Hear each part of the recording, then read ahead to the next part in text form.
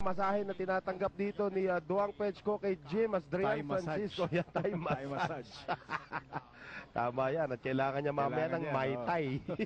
Kasi kailangan na niyang mag-relax after this fight. And the trainers are telling him exactly what to do. Kita mo naman dito yung mga uppercuts na binitiwan ni Drian, ano? And he got tagged with the left hand that time, but it was really the uppercuts of Drian that won him that round. Well, I'm sure, Noel, marami rin nagsasabi sa'yo, no? Dapat pagsabihan itong si Drian and this handlers na maraming dapat i-correct. Correct. Pero I beg to disagree because, number one, he's used to it. At ang dami ng laban, ano? Wow, yan na naman. Puro panalo. Actually, undefeated pa nga ito si Drian. He's used to it.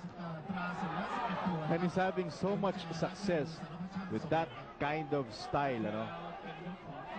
Well, itong si Drian, ano, you have to think about it. Yung mga naging kalaban niya. And there are no pushovers. Ricardo Nunez. Number one contender. Number one contender. Roberto Vasquez. Former world champion. At of course, the only chink in the armor nito si Drian is that one draw that he suffered way back against Dino Suelo in 2007. But Suelo is a veteran fighter na, no? Ito na naman ngayon. Drian, that uppercut is now being watched. Palitan na sila rito.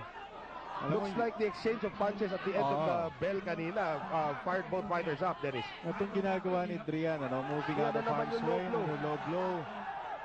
Lumalabas si Drian, you can sense there's another one right there. There has to be a point deduction now. Finally. Yan, finally. Dapat pangalawa na niya yan, Dennis. Look at the face of Duang Pech. Mukhang wala na siya rito sa lugar na to, no? He is at a loss. Duang Pech is at a loss. And Drian has to be given all the time now to recover from that one. Sunod yun, yung una hindi nga nakita eh.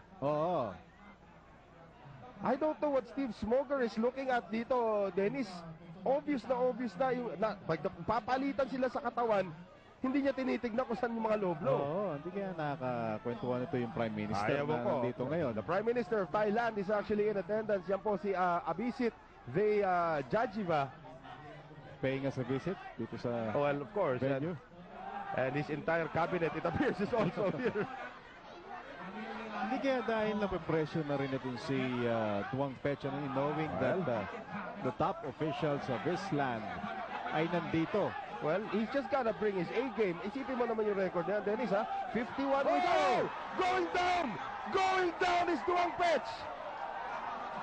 And finally, Drian Francisco sends a message to the Thailand. Ano to? Mukhang wala na to. Pero nakatayo pa. His eyes are not yet back. Steve Smoger says, fight on. Now Drian will go for the kill. This could be the end. Drian. Hindi bumabato. Oh, nice left hand there coming from Duang Pech. Sends Drian backwards. Look at how accurate. Another knockdown. Drian Francisco on the verge of a championship dito, Dennis. Wala, I don't think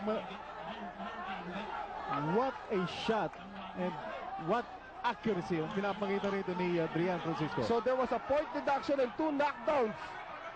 This is a 10-7 round right now for Drian. It has to be stopped right here. And that is literally saved by the bell, Dennis. Sinundo pa siya ng kanyang trainer. I don't think Duang Pech has what it takes to continue here.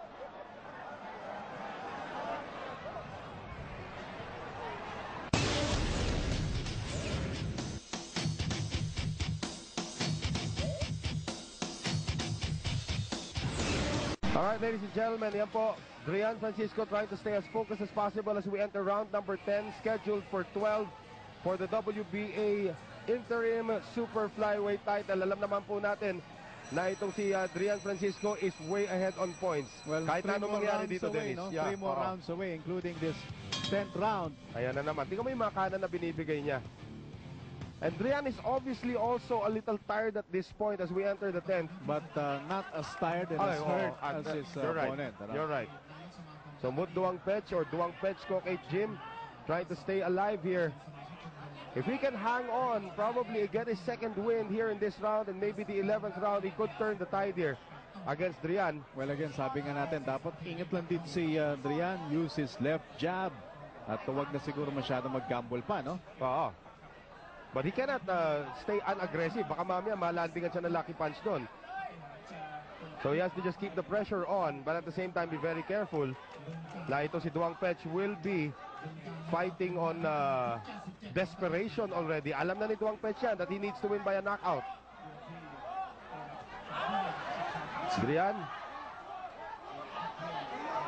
And Steve Smoger very slowly walks over while Drian was in a very uncompromising position.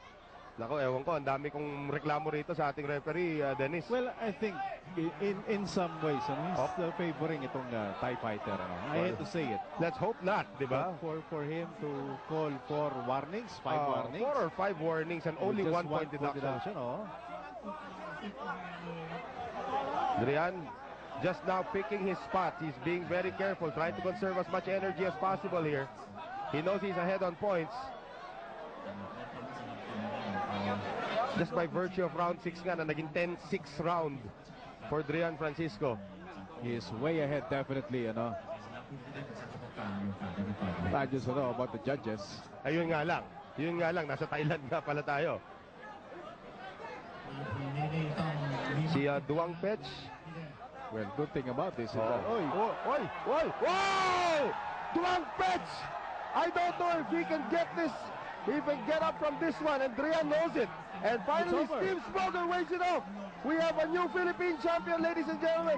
Ayan po yung Prime Minister ng Thailand, si Abhisit Vejjajiva. And Drian Francisco, it was only a matter of time, but we have a new world champion from the Philippines, Drian Gintong Kamao Francisco, as he is welcomed there by his manager, Elmer Anuran. What a shot there for Drian Francisco to end the fight in the 10th round. And look at the honor he gives to the Thai people.